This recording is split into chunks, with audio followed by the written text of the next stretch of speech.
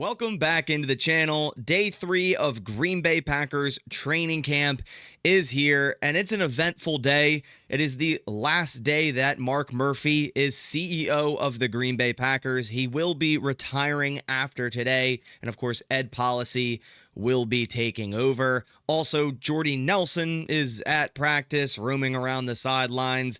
ESPN is also there filming. I'm not really sure what for, maybe something to do with Mark Murphy, but it's a busy practice out there today. So we have some highlights, some clips from the warm-ups during today's practice to react to and break down for you guys. And then, of course, there'll be my takeaway video after this one, going over everything that happened at today's practice. So be on the lookout for that video as well. The easiest way to not miss those videos is go and click subscribe, turn on post notifications, and it will notify you whenever a video drops, so you'll see the latest for the Green Bay Packers. All right, so let's dive right into it and bring the screen up. Just like days 1 and 2, of course, let's start with the Jordan Love net throws to the left side, kind of just ricocheted off that net here, but he has a really nice throw to the right side here, directly into the net. And you can see how busy it is today at practice. Obviously, the shareholders meeting is also right after practice, so that's why I would assume a lot of you guys are out there at practice today waiting to go to the shareholder meeting after that. But Jordan Love looking real nice here, throwing that nice spiral to the right side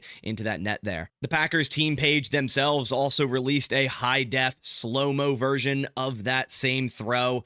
Packers team, keep releasing videos like this. We love to see them. Obviously, we just want to see what's going on at practice, even if it's just Jordan Love throwing into a net. We love to see Jordan Love, the tight spiral there on the run, firing into the right side of that net. But I wanted to ask you guys in the comments, what do you predict Jordan Love's stat line? As simple as how many touchdowns and how many interceptions. If you want to include yardage, you can include that as well. But for 2025, what's your prediction? Leave it down in the comments below for Jordan Love's stat prediction. But so far, through the first 3 days, it's just nice to see Jordan Love out here healthy. Obviously, 2024 endured a lot of injuries, the 2 injuries, the knee injury, the groin injury, and if he can remain healthy, I said it day 1, man, the sky is the limit for this offense, adding so much more talent to this offense with Matthew Golden, Savion Williams. You know, you got year 2 of Tucker Kraft being a full-time starter. They beefed up their offensive line. Year 2 of Josh Jacobs in this system. The sky really is the limit. Speaking of the offense, here is a clip of Jordan Love throwing a deep out route to Dontavian Wicks. If you guys watch my channel, you obviously know I'm a huge Tay Wicks supporter. This is a guy I will always believe in, and if there's one left Dontavian Wicks supporter, I will be that guy, because I truly believe that he can be a top-tier wide receiver in this league. Obviously suffered a lot of drop issues last season in 2024, but this guy separates like none other in this league, and you can't really teach that too well. He can get his hands cleaned up. He can get his hands fixed, very similarly to how Devontae Adams did in year 3. I'm really hoping he can kind of take that same course, right? Clean up the hands. The route running, the separation ability is there. And so far, Jordan Love has been looking his way a decent bit in camp. Yesterday, we saw a clip of all of the 11v11s where they did a fake toss to Jacobs, and Jordan Love found Tay Wicks over the middle for a big gain. Then later in that drive, also found Tay Wicks over the middle on a quick pass as well. So Jordan Love is definitely giving him the opportunities. He led the offense in targets last year. Obviously, there's a lot of mouths to feed with Matthew Golden being added in this offense. Very excited about him. I think you actually saw him at the top of the screen also running a route for Sean Clifford. You can see Matthew Golden catching it and getting upfield above Tay Wicks there, but Tucker Kraft as well, another guy that deserves targets. So it's great that we have this much competition at the wide receiver position. Here we have Josh Jacobs catching a quick pass. Haven't seen much of Josh Jacobs in terms of the warm-up clips, but we see him in one here.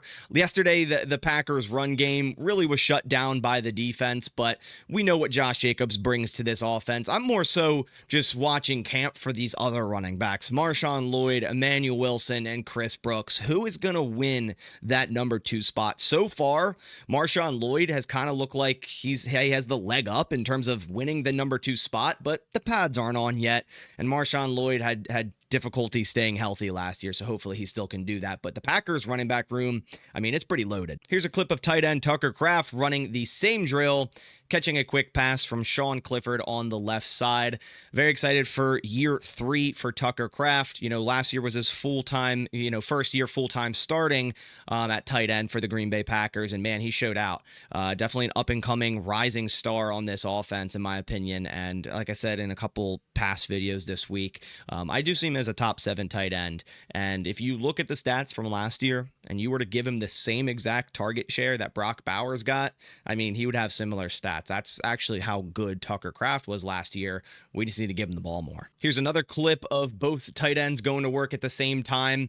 I believe Jordan Love throws to Tucker Kraft, who kind of slips at the top of that route, and I can't see who threw to Luke Musgrave on the side there, but watching some of the 11v11 footage yesterday afterwards and rewatching it, I was kind of noticing that Luke Musgrave, they were using in cheat motions and kind of clearing out with him. They did it on the Matthew Golden return route where Luke Musgrave motioned to the inside and ran a deep corner, and he looks fast out there. Like he was carrying, I think it was Xavier McKinney, and threatening vertical over Xavier McKinney. Now, McKinney kind of had it locked up, as he should, but I think the Packers definitely going to utilize Luke Musgrave in terms of a deep threat tight end here in 2025, and I'm just really hoping he can also stay healthy and stay on the field, so then the Packers can utilize 12 personnel a little bit more with both these guys. Here's a clip of the defensive ends going through some inside technique drills. We see Rashawn Gary, Barryn Sorrell, Lucas Van Ness, Brenton Cox Jr. We also see Colin Oliver just watching, right? He's not practicing. He's just taking it all in as a rookie and watching, the veterans and the young players as well go through this drill. And since he can't physically practice, I like to see him there just taking it all in.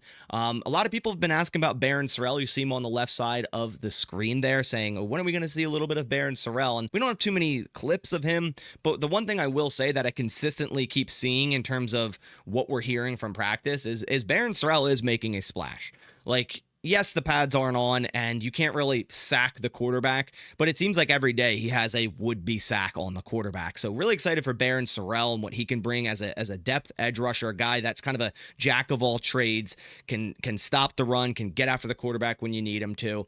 Overall, high hopes for this defensive line under new defensive line coach DeMarcus Covington. I'm hoping for a breath of fresh air in terms of this pass rush group. Getting after the quarterback is something they struggled with pretty heavily back in 2024. So those are all the warm-up clips I have from today's Day 3 Green Bay Packers training camp. Unfortunately, as of right now, I don't have any 11v11 clips from today's practice.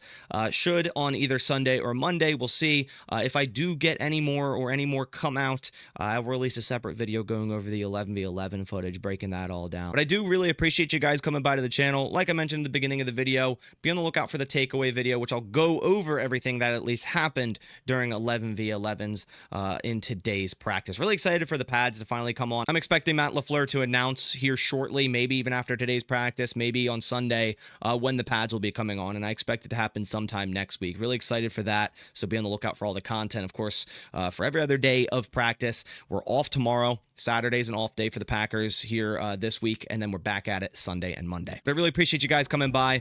I'll catch you on the next one, and as always, go Pack Go.